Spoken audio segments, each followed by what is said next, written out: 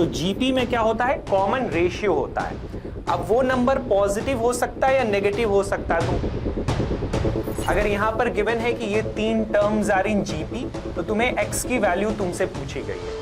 तो अगर ये जीपी में है तो इसका क्या मतलब होगा भाई, अगर दोनों का ही पावर 4 कर दो तो 16 आ जाएगा।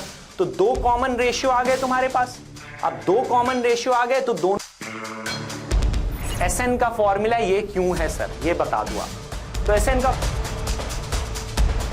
तो आईसीएसई के जो स्पेसिमेन क्वेश्चंस हैं वो आपको कर लेने चाहिए प्रीवियस 3-4 साल के। Hello everybody, welcome to Infinity Learn by Sri Chaitanya. I am Misbah, your maths educator, and in this session we are going to talk about geometric progressions. तो ICSE ग्रेड 10 सिलेबस के हिसाब से GP या फिर geometric progressions में जो जो चीजें हैं वो देखेंगे और उनके ऊपर जो भी इंपॉर्टेंट क्वेश्चंस है वो करेंगे। तो चलो शुरू करते हैं। तो सबसे पहले देखो ज्योमेट्रिक प्रोग्रेशन क्या होता है वो देखते हैं। तो पहले एपी का ही एग्जाम्पल ले लो जो लास्ट वीडियो में मैंने एक्सप्लेन किया था कि जैसे देखो this is an example of an AP, ठीक है, अरिथमेटिक प्रोग्रेशन। यहां पे तुम क्या कर रहे हो, सेम चीज को ऐड करते जा रहे हो, देखो यानी +3 +3 इस तरीके से करते जा रहे हो, ठीक है। जहां पे ये फर्स्ट टर्म है और यहां पर क्या होता है, कॉमन डिफरेंस आता है। अगर याद होगा तुम्हें तो, है ना, कि अगर 5 - 2 करो या 8 - 5 करो या 11 - 8 करो तो डिफरेंस सेम आएगा, जिसे हम कॉमन डिफरेंस बोलते हैं। अब देखो अगर यहीं पर मान लो मैं 2 से शुरू करूं और मैं 3 से मल्टीप्लाई करूं तो 2 3 6, 6 3 18, 3 54 एंड सो ऑन। तो यहां पर देखो मैं क्या कर रहा हूं, सेम चीज से मल्टीप्लाई करता जा रहा हूं, यानी कि 2 3 6 कर दिया, 6 3 18 कर दिया, 18 3 54 कर दिया, सेम चीज से मल्टीप्लाई करता जा रहा हूं। तो ये जो सीक्वेंस ऑफ नंबर्स है ये क्या है, ज्योमेट्रिक प्रोग्रेशन, जिसको शॉर्ट में तुम जीपी लिखते हो। तो यहां भी देखो ये फर्स्ट टर्म 2 तो है ही यहां पर। अब यहां पर होता है कॉमन रेशियो, यानी कि अगर हम 6/2 करें या फिर हम 18/6 करें या फिर हम यहां पर 54/18 करें तो देखो रेशियो सेम आएगा, दैट इज इक्वल टू 3। तो जीपी में क्या होता है, कॉमन रेशियो होता है। अब वो नंबर पॉजिटिव हो सकता है या नेगेटिव हो सकता है। तुम पॉजिटिव से भी मल्टीप्लाई कर सकते हो, नेगेटिव से भी मल्टीप्लाई कर सकते हो। तो एपी में क्या होता है, कॉमन डिफरेंस होता है। जीपी में क्या होता है, कॉमन रेशियो होता है। बस यही डिफरेंस है। अब इसी डिफरेंस के बेसिस पर और भी चीजें जीपी में आएंगी, एक एक करके उन चीजों को देखेंगे और उनके ऊपर क्वेश्चंस करेंगे। चलो शुरू करते हैं। तो उसके पहले एक बेसिक सा क्वेश्चन करो। अगर यहां पर गिवन है कि ये 3 टर्म्स आर इन जीपी, तो तुम्हें x की वैल्यू तुमसे पूछी गई है। तो अगर ये जीपी में है तो इसका क्या मतलब होगा कि दिस अपॉन दिस, यानी कि x/4 is equal to 9/x होना चाहिए, कॉमन रेशियो होना चाहिए। तो क्रॉस मल्टीप्लाई अगर करोगे तो x² इज इक्वल टू 36 आएगा, यानी कि यहां से x की 2 पॉसिबल वैल्यूज आएंगी, -6 और 6, और दोनों ही सही है। सही है, दोनों ही यहां पर करेक्ट आंसर्स हैं, कोई ऐसी बात यहां पर नहीं है। तो ये देखो बेसिक क्वेश्चन हो गया जीपी का। अब देखो इसके बाद nth टर्म का कॉन्सेप्ट आएगा। nth टर्म का मतलब ये हुआ कि जैसे अगर यहीं पर मैंने ये जीपी आपको एक्सप्लेन किया था, ठीक है, कि 3 से मल्टीप्लाई करते जा रहे हैं ना, तो अगर तुमसे पूछ लिया जाए कि इस जीपी में क्या तुम ये बता सकते हो कि 30th टर्म कौन सा होगा, तो ऑब्वियसली तुम 3 से मल्टीप्लाई करते रहोगे तो काफी टाइम लगेगा। तो उसी का लॉजिक होता है, तो वो हम देखते हैं। तो देखो अगर कोई भी जीपी हो तो उसके जनरल टर्म्स किस तरीके से लिखोगे, ए, उसके बाद AR, कॉमन रेशियो आ गया, फिर एक बार और मल्टीप्लाई करोगे तो R², फिर एक बार और R मल्टीप्लाई किया तो R³ एंड सो ऑन, इस तरीके से आता जा रहा है। तो यहां पर देखो अगर ये फर्स्ट टर्म है A1, तो क्या हम इसको ऐसे लिख सकते हैं, a तो है ही, AR raised to the power 1 - 1, 1 - 1 0 होता है और R raised to the power 0 1 ही होगा। सही है। उसी तरीके से ये देखो तुम्हारा सेकंड टर्म है A2, ये क्या है, AR, इसको कैसे लिख सकते हैं, AR raised to the power 2 - 1। सही है, क्योंकि 2 - 1 तो 1 हो जाता है। उसी तरीके से यहां पे थर्ड टर्म है a3, ये क्या है देखो AR स्क्वायर, तो इसको तुम कैसे लिख सकते हो AR raise to the power 3 - 1। तो क्या तुमने पैटर्न ऑब्जर्व कर लिया यहां पर कि देखो अगर फर्स्ट टर्म था तो यहां पे 1 आया, सेकेंड टर्म था तो यहां पे 2 आया, और थर्ड टर्म था तो यहां पे 3 आया। तो अगर हमसे nth टर्म पूछा गया तो क्या उसको बोल सकते हैं AR raise to the power n - 1। तो ये तुम्हारा nth term of a GP का फॉर्मूला हो गया। an is equal to AR raise to the power n - 1, जहां पे a क्या है फर्स्ट टर्म है और r क्या है कॉमन रेशियो। तो बिल्कुल सिंपल सा फॉर्मूला है। अब इसी क्वेश्चन में जो मैं तुमसे पूछ रहा था कि अगर इस जीपी का 30th टर्म पूछा गया, यानी A30 अगर इस जीपी का तुमसे किसी ने पूछ लिया तो क्या होगा AR raise to the power, A तो देखो 2 है, R क्या है कॉमन रेशियो यहां पर क्या है 3, so R raise to the power 30 - 1। तो ये इसका आंसर है 2 multiplied by 3 raise to the power 29। अब ऑब्वियसली ये बहुत बड़ा नंबर होगा तो मल्टीप्लाई मत करो, एक्सपोनेंशियल फॉर्म में ही रहने दो। I hope that is clear. अब इस पे और भी क्वेश्चंस हो सकते हैं, तो चलो देखते हैं एक एक करके। जैसे ये क्वेश्चन आपसे पूछा गया कि which term of this GP is 384, यानी इस जीपी का कौन सा टर्म 384 है। याद करो एपी में भी इस टाइप के क्वेश्चंस होते हैं ना, विच टर्म तुमसे पूछा गया तो n की वैल्यू ये तुमसे पूछ रहे हैं ना, तो n की वैल्यू पूछ रहे हैं और यहां पर an हमें पता है, ये देखो an इज इक्वल टू 384, सही है। अब फॉर्मूला क्या होता है AR raise to the power n - 1। a क्या है यहां पर देखो 6, R यहां पर क्या है कॉमन रेशियो क्या है -12/6 कर दो, तो ये क्या आएगा यहां पर बताओ -2 आ जाएगा, सही है। तो -2 raise to the power n - 1 यानी कि n - 1। अब ये यहां पर क्या है बताओ 384 है, तो कौन सा टर्म इस जीपी का 384 है, तो यही होगा AR raise to the power n - 1, सही है यहां पर। अब इसको सिंप्लीफाई करो देखो, तो -2 raise to the power n - 1 लिख सकते हो, और ये देखो क्या होगा 6 6 36, 6 4 24। अब देखो 64 क्या होता है वैसे 2 रेज टू द पावर 5 32 होता है, 2 रेज टू द पावर 6 हो जाएगा, सही है। अब देखो तुम कहोगे कि यहां पे बेस तो डिफरेंट है, लेकिन देखो यहां पर तुम इसको -2 रेज टू द पावर 6 तो लिख ही सकते हो, -2 रेज टू द पावर 6 लिख सकते हो। अब देखो क्या तुम यहां पर ये नहीं बोल सकते कि n - 1 इज इक्वल टू 6 हो जाएगा, तो n - 1 इज इक्वल टू 6, यानी कि इस जीपी का जो 7th टर्म है, इस जीपी का जो 7th टर्म है वो 384 होगा।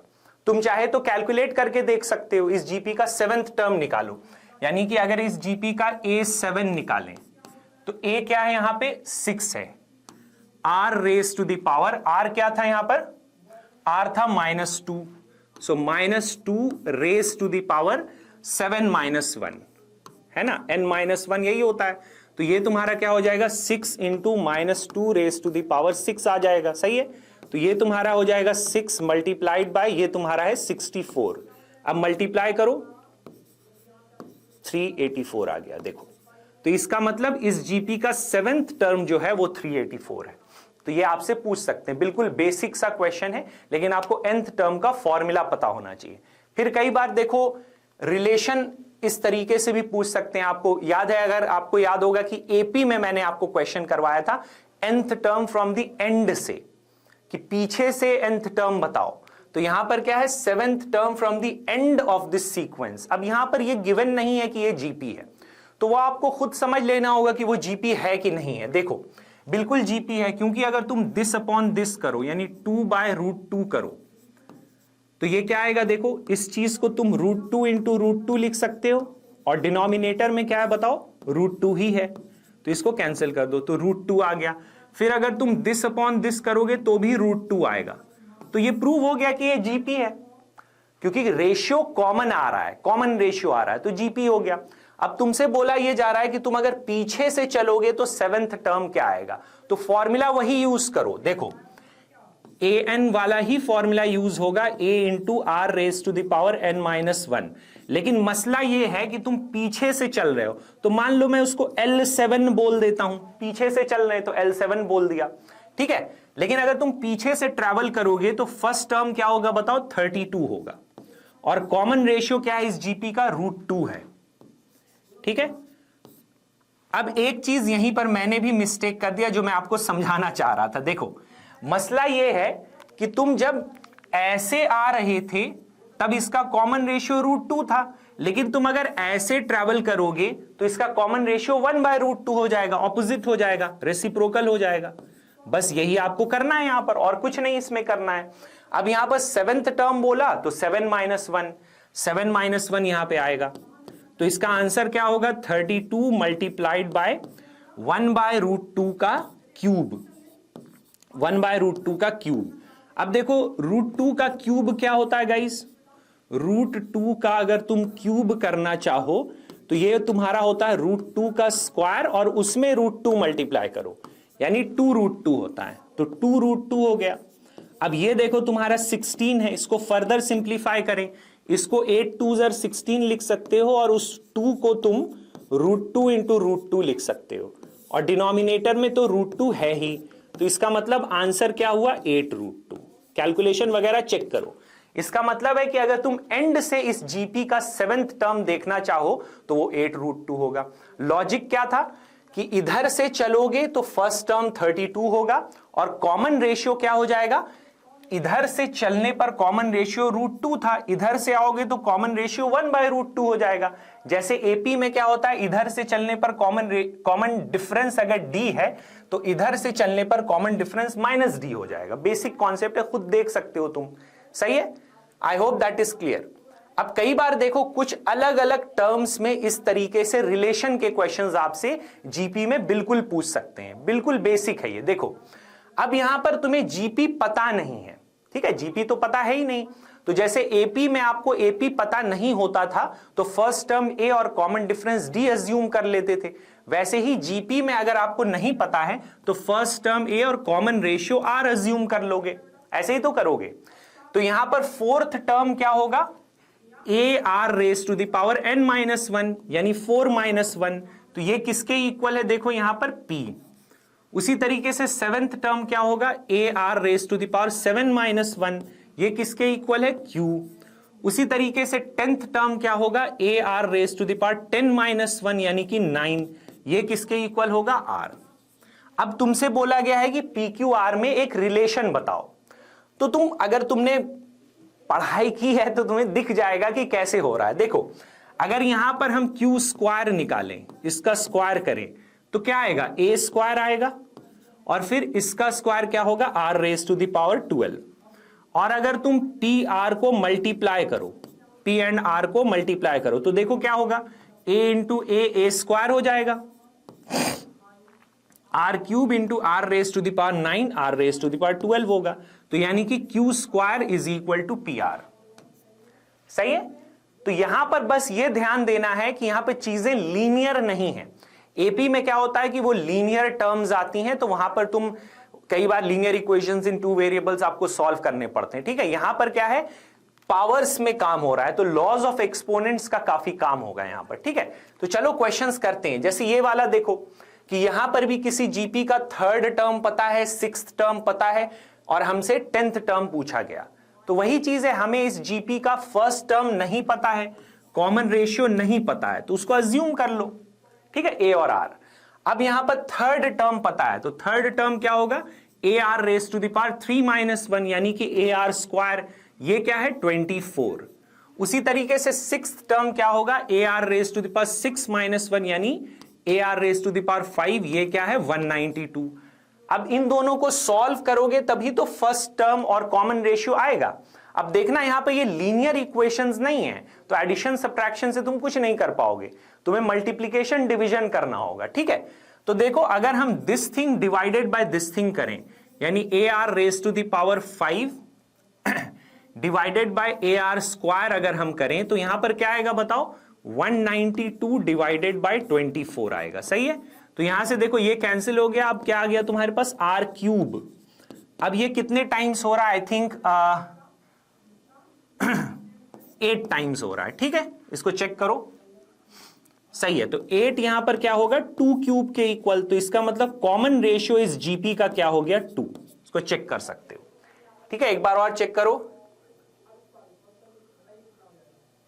सही है। ठीक है गाइस, यहां पर अब कॉमन रेशियो 2 आ गया। अब तुम r को यहां पुट करो या यहां पुट करो, तुम्हारी मर्जी है। सपोज करो मैं यहां पुट करता हूं, तो r की वैल्यू क्या आ गई थी 2, तो 2 square that is equal to 24।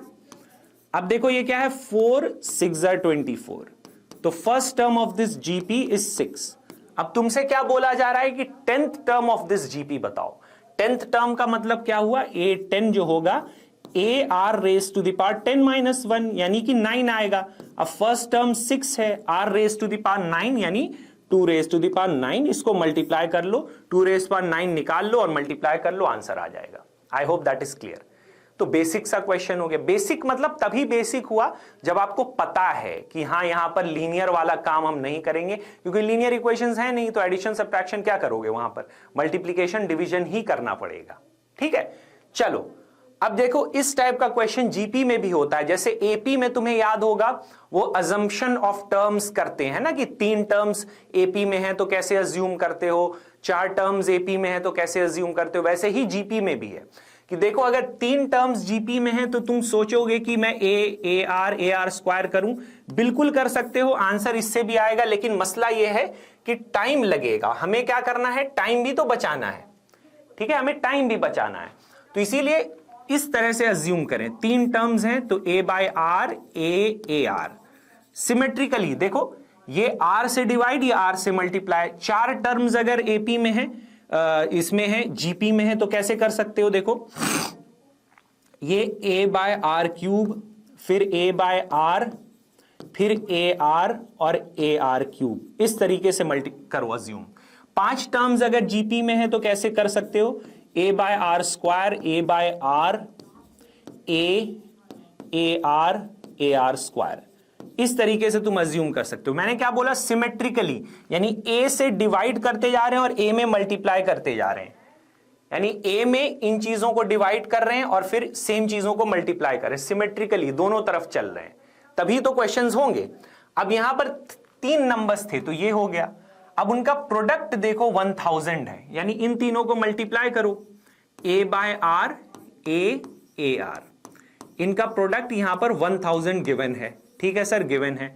अब ये देखो कैंसिल हो गया, तो यहां से a क्यूब की वैल्यू क्या हो गई, 10 क्यूब, सही है, यानी a की वैल्यू यहां पे आ गई 10। तो देखो आराम से आपको एक वैल्यू मिल गई। अब यहां पर क्वेश्चन में गिवन है कि उनका सम 35 है, तो a की वैल्यू 10 पुट कर दो, यहीं पर a की वैल्यू 10 पुट करो, तो 10 अपॉन r प्लस 10, और फिर देखो यहां पर 10r है, और ये किस चीज के इक्वल है, सम है आपके पास 35। तो बस इसको सिंप्लीफाई करो, तो पहले देखो इसको लिख सकते हैं 10r प्लस 10 बाय r, और फिर देखो -25 हो जाएगा, सही है, दैट इज इक्वल टू 0, सही है, -25। अब 5 से डिवाइड करोगे तो क्या आएगा, 2r plus 2 by r -5 that is equal to 0, सही है। अब अगर यहां पर सिंप्लीफाई करोगे तो क्या आएगा, देखो गाइज ये आएगा तुम्हारा 2r स्क्वायर, फिर ये -5r, और फिर देखो +2, और इससे क्रॉस मल्टीप्लाई करोगे तो 0 हो जाएगा। अब यहां पे क्या हो गया, this is a quadratic equation in r, तो अब तुम क्वाड्रेटिक फॉर्मूले से सॉल्व करो या फैक्टराइजेशन से सॉल्व करो, it's all up to you. लेकिन मैं बार बार हमेशा वही बोलता हूं कि स्प्लिटिंग द मिडिल टर्म से अगर हो रहा है तो उससे जल्दी होगा सॉल्व। 2 2s are 4 होता है, इसको कैसे स्प्लिट कर सकते हो, 2r square -4r -r plus 2, सही है। तो 2 ग्रुप्स हैं तुम्हारे पास, एक ग्रुप ये है और एक ग्रुप ये है, यहां से तुम 2r कॉमन ले सकते हो, तो क्या बचेगा बताओ, r -2, और यहां से -1 कॉमन ले सकते हो तो r -2 that is equal to 0। तो अब देखो फिर से r -2 कॉमन ले सकते हो, तो क्या बचेगा, 2r -1। तो यहां से r की क्या पॉसिबल वैल्यूज हो गई, 2 और हाफ, ठीक है। अब देखो 2 वैल्यूज आ गई, यानी यहां पर 2 एपीज पॉसिबल हैं। याद करो कि 2 जीपीज पॉसिबल हैं, याद करो कि एपी में भी ऐसा क्वेश्चन हमने किया था और वहां भी 2 एपीज आ रही थी। तो चलो करते हैं यहां पर, यानी कहने का ये मतलब हुआ मेरे भाई कि अगर a को हम यहां पर क्या ले लें, a की वैल्यू तो एक ही थी दैट इज 10, और अगर r की वैल्यू तुम ले रहे हो मान लो हाफ, ये हाफ ले लो, तो फिर जीपी क्या होगा वो यहां पर पुट करो, ये क्या आएगा तुम्हारा 10 अपॉन हाफ, 10 अपॉन हाफ क्या होगा 20। उसके बाद a तो तुम्हारे पास 10 है ही, और फिर a इंटू आर यानी कि 10 इंटू हाफ 5, तो ये फर्स्ट जीपी है। उसके बाद अगर तुम a की वैल्यू 10 ले रहे हो और r की वैल्यू 2 ले रहे हो, तब जीपी क्या आएगा देखकर बताओ, तब जीपी क्या आएगा 10 अपॉन 2 यानी कि 5 हो जाएगा। फिर a क्या है यहां पर 10 है, फिर उसके बाद ए आर क्या होगा, इन दोनों का मल्टीप्लीकेशन 20। अब कुछ बच्चे बोलेंगे सर सेम ही तो है, सेम नहीं है मेरे भाई, इस जीपी का फर्स्ट टर्म और कॉमन रेशियो अलग है, इस जीपी का फर्स्ट टर्म और कॉमन रेशियो अलग है, तो दो अलग अलग जीपीज आ गए यहां पर। और ये काफी इंपॉर्टेंट क्वेश्चन है, ये आपसे बिल्कुल पूछ सकते हैं, ठीक है। और स्पेसिफिकली 3 टर्म्स का पूछ लेते हैं, जरूरी नहीं है कि 3 ही का पूछें, इसीलिए मैंने तुम्हें 4 terms in GP and 5 terms in GP बता दिया।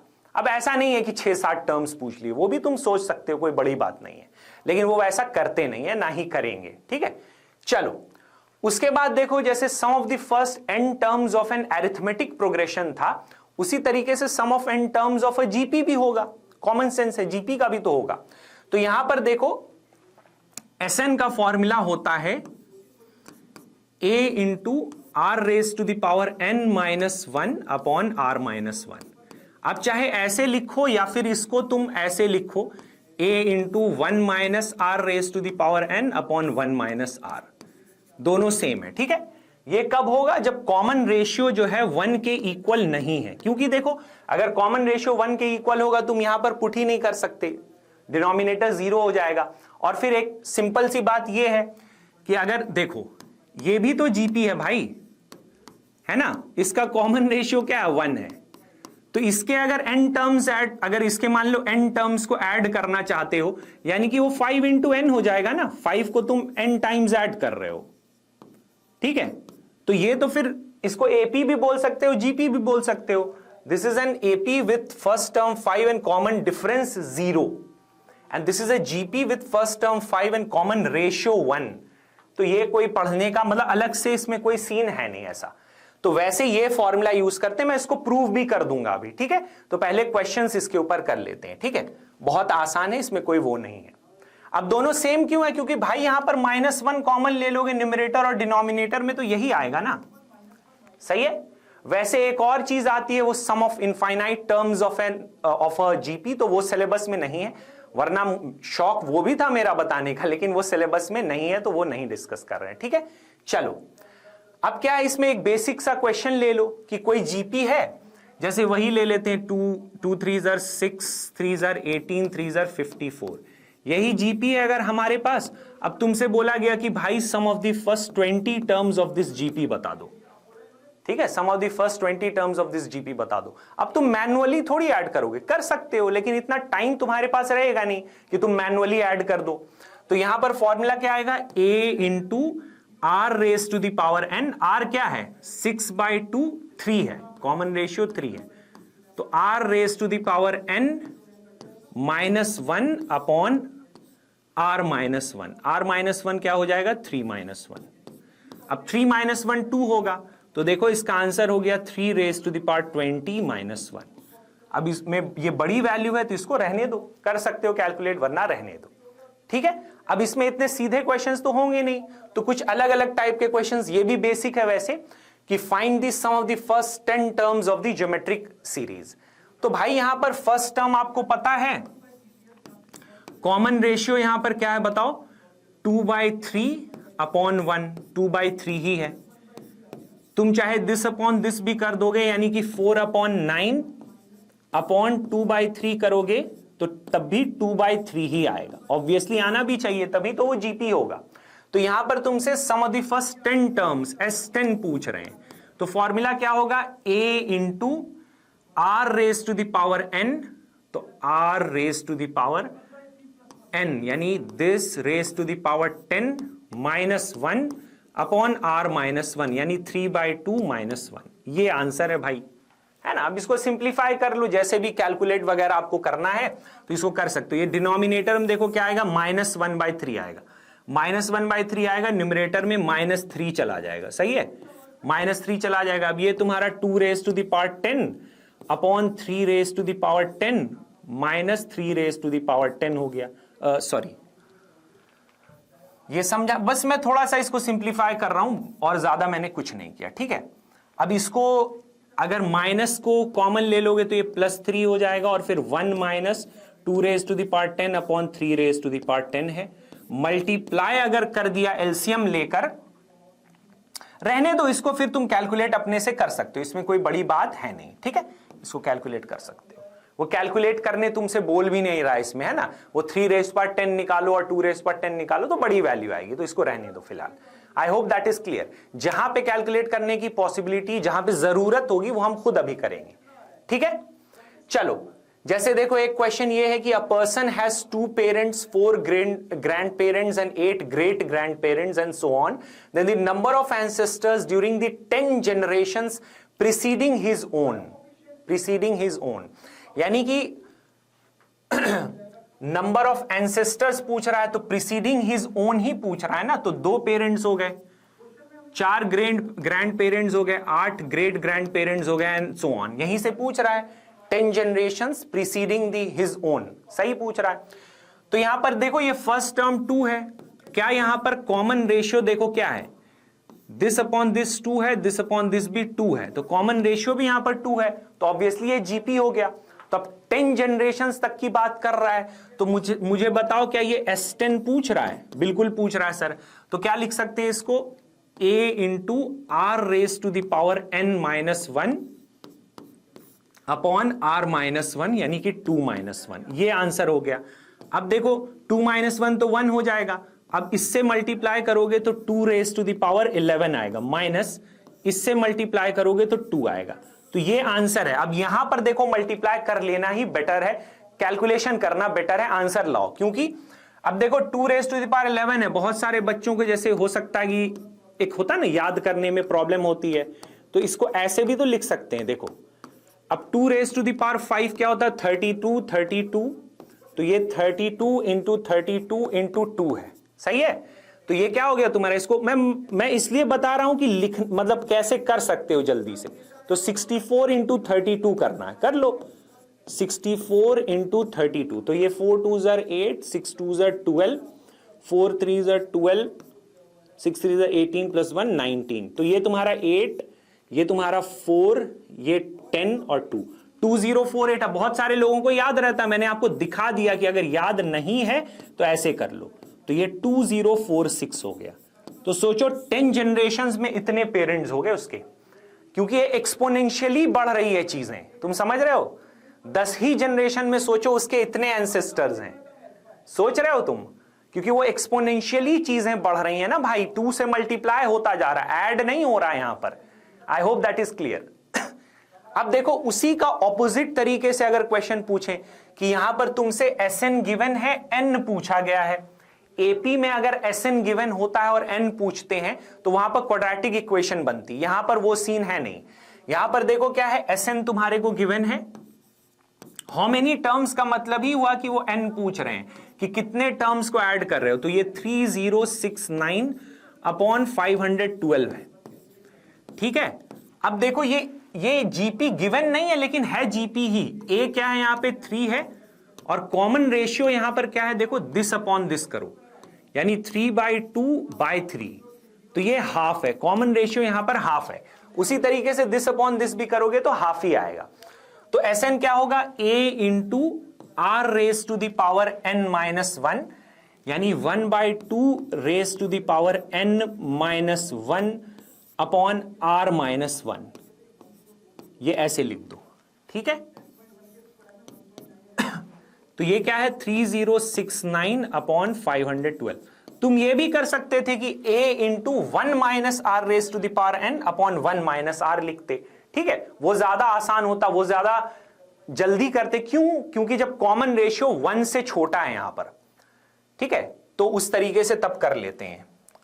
चलो तो फिर ऐसे भी करोगे तो होगा, देखो ये करोगे तो -½ आएगा भाई, -½ आएगा, न्यूमरेटर में मल्टीप्लाई करोगे तो क्या आएगा, माइनस हाफ आएगा, ऊपर आएगा तो -6 आ जाएगा, ठीक है। तो ये -6 देख लो इसको, ठीक है। अब यहां पर क्या आएगा, half raise to the power n-1, और ये देखो तुम्हारे पास क्या आ गया 3069 अपॉन 512 आ गया, ठीक है भाई। अब देखना यहां पर इस चीज को तुम क्या कर सकते हो, half raise to the power n-1 that is equal to 3069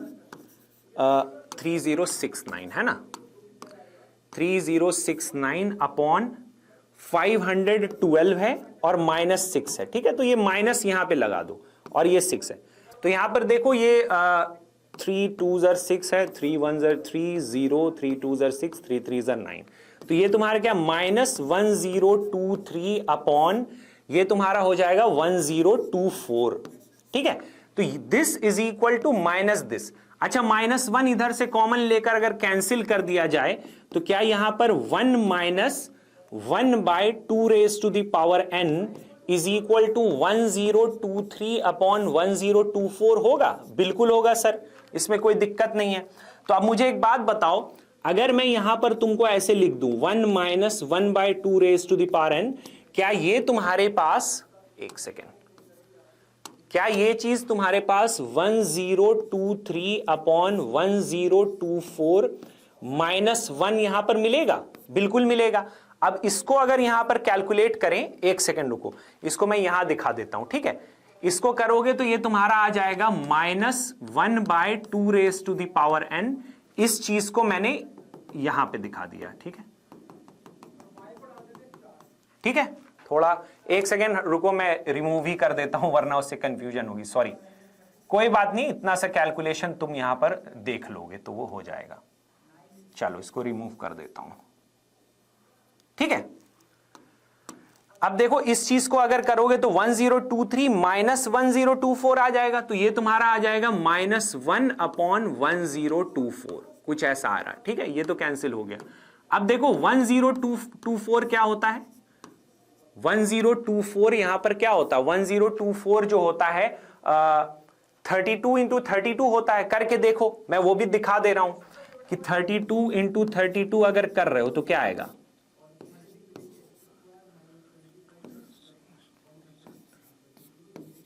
sorry 1024 आ गया, ठीक है।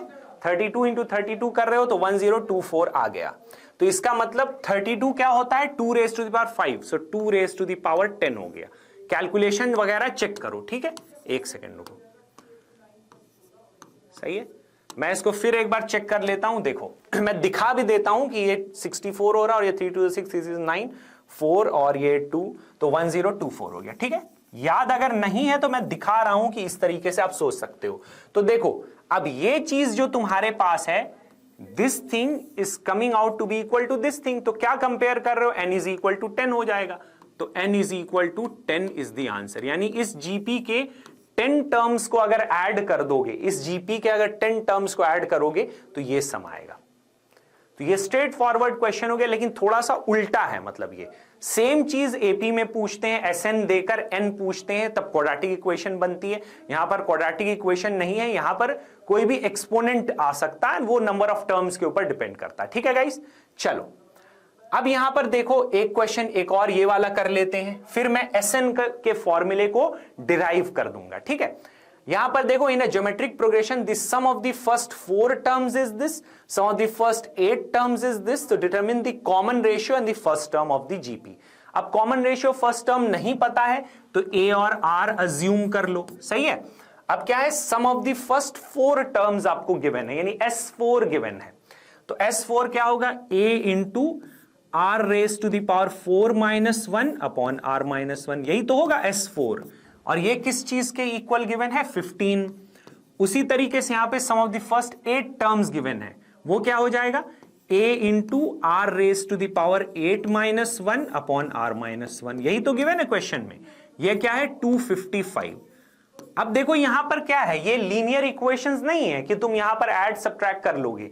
यहां पर तुम्हें दूसरे टाइप का दिमाग लगाना होगा, मल्टीप्लाई डिवाइड करना होगा। ठीक है, तो देखो मैनिपुलेट कुछ करो। जैसे यहां पर देखो, ये तो a बाय r - 1 है ही यहां पर। अब ये r raise to the power 8 को तुम r रेज टू 4 का स्क्वायर -1 स्क्वायर लिख सकते हो। तो a square minus b square यानी a plus b, a minus b identity तुम यहां पे यूज कर सकते हो इसको चेंज करने के लिए। तो ये देखो 255 आ गया यहां पर, सही है। अब देखो ये वाली जो चीज है वो हमें गिवन है 15, यानी दिस थिंग, इस चीज को ले लो मल्टीप्लाइड बाय इस चीज को ले लो, तो वो 15 गिवन है। तो 15 multiplied by r raise to the power 4 plus 1, ये 255 गिवन है हमारे पास। तो यहां पर देखो इसको अगर सिंप्लीफाई करें तो r raise to the power 4 plus 1 क्या हो जाएगा, इसको करो तो ये तुम्हारा 17 आएगा। 255 बाय 15 17 आ रहा है, देखो करके तो यहां पर r raise to the power 4 क्या है, वो है 16। तो मुझे एक बात बताओ, यहां से r रेज पावर 4 16 है, तो यानी तुम इसको r की वैल्यू क्या बोल सकते हो, 2 बोल सकते हो, -2 भी बोल सकते हो, क्योंकि दोनों का ही अगर रेज टू द पावर 4 कर दोगे तो 16 आएगा कि नहीं भाई। अगर दोनों का ही पावर 4 कर दो तो 16 आ जाएगा। तो दो कॉमन रेशियो आ गए तुम्हारे पास।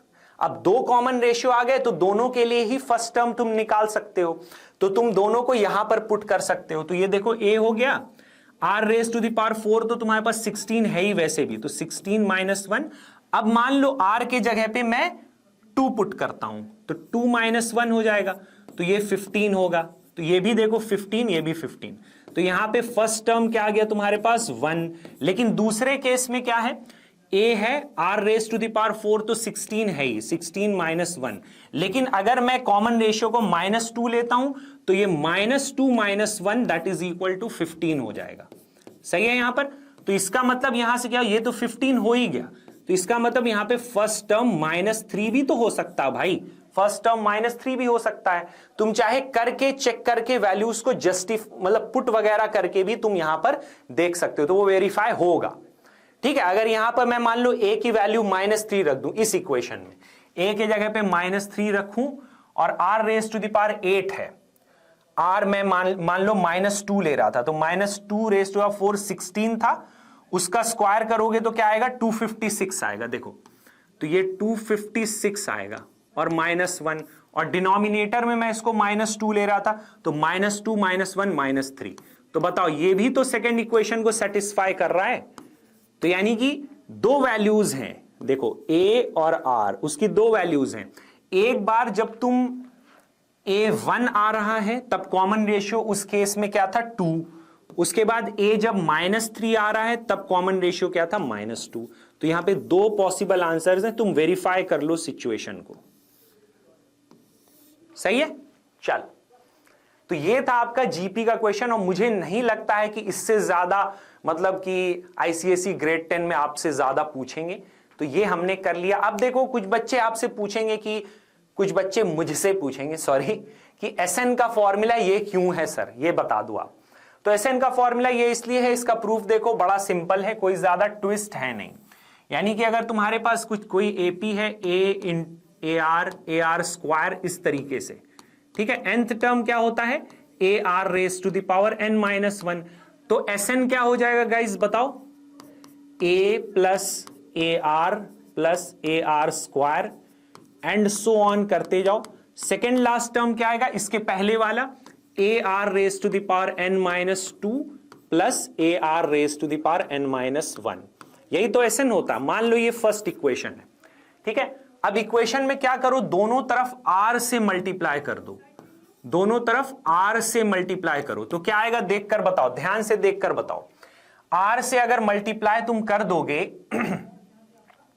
तो यहां पर बताओ, इसके जगह पे ए आर आ जाएगा, इसके जगह पे ए आर स्क्वायर आ जाएगा, देख के बताओ, इसके जगह पे ए आर क्यूब आ जाएगा, सही है। डॉट डॉट डॉट कहां तक चला जाएगा, इसमें अगर तुम r से मल्टीप्लाई करोगे तो a are raise to the power n-1 आ जाएगा, और इसमें r से मल्टीप्लाई करोगे तो a are raise to the power n आ जाएगा। तो ये सेकेंड इक्वेशन है, सही है। ये ध्यान से देखो, अब हमें कुछ नहीं करना है, हम अगर सब्ट्रैक्ट कर दें, यानी equation first minus equation second कर दें, तो क्या मिलेगा देखकर बताओ, S n minus r S n मिल जाएगा, ठीक है। अब देखो क्या है, दिस और दिस कैंसिल, दिस और दिस कैंसिल, उसी तरीके से ये सारी चीजें कैंसिल हो जाएंगी। देखो ये सारी चीजें दिस माइनस दिस, इन सबको पेयर्स मिल जाएंगे। सिर्फ क्या बचेगा, a minus a are raise to the power n बचेगा। देखो a minus a are raise to the power n बचेगा। तुम देखो क्योंकि इसको कोई पेयर नहीं मिलेगा कैंसिल होने के लिए और इसको कोई नहीं पेयर मिलेगा कैंसिल करने के लिए, तो यहां से तुम क्या कर सकते हो, Sn कॉमन लो तो 1 माइनस आर हो जाएगा और इधर a कॉमन लो तो 1 minus r raise to the power n होगा। तो इसका मतलब यहां से Sn क्या हो गया, a into 1 minus r raise to the power n upon 1 minus r. तो सही है, देखो आंसर है ना, यही तो आ रहा था, यही तो फॉर्मूला था जो मैंने आपको लिखवाया था। अब तुम बोलोगे सर ये वाला कैसे आया, कुछ नहीं है भाई, -1 कॉमन ले लो न्यूमरेटर डिनोमिनेटर में तो तुमको ये वाला भी मिल जाएगा, a into r raise to the power n minus 1 upon r minus 1। बस ये दिमाग में रखो कि r 1 नहीं हो सकता, कॉमन रेशियो 1 नहीं हो सकता। उसका भी सिचुएशन मैंने तुम्हें समझा दिया कि जब कॉमन रेशियो 1 होगा। तो यही पूरा लॉजिक है ज्योमेट्रिक प्रोग्रेशन का as per ICSE grade 10 syllabus. तो इससे ज्यादा कुछ है नहीं, बस ऑब्वियसली आपको इन चीजों को देखना है और प्रैक्टिस करनी है, क्योंकि it's not just about attending classes, it's about doing practice at home. तो आईसीएसई के जो स्पेसिमेन क्वेश्चंस हैं वो आपको कर लेने चाहिए। प्रीवियस 3-4 साल के जो सवाल है वो बिल्कुल कम से कम आपको वो कर लेने चाहिए ठीक से। स्पेसिमेन क्वेश्चंस देख लेने चाहिए कि उसमें किस टाइप के पूछते हैं, आपको एक रफ आइडिया उसका मिल जाएगा। और जो 2-3 बुक्स हैं उनमें से कोई भी एक जो है आप वो ठीक से अगर कर लेते हो तो मेरे हिसाब से आपकी प्रिपरेशन इज एनफ, आप कर लोगे अच्छा। ठीक है, चलो, so that's all we needed to discuss over here guys on the Infinity Learn ICSE 9 and 10 YouTube channel.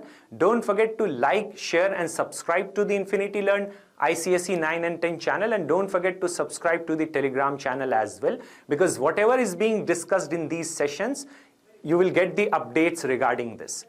So that's all we needed to discuss. I'm Misbah, your maths educator. Don't forget to like, share and subscribe. और कोई भी doubt वगैरह हो तो video देखने के बाद comment section में डालो। We'll try to incorporate it in the other videos. That's all we needed to discuss. Bye bye. Take care everybody.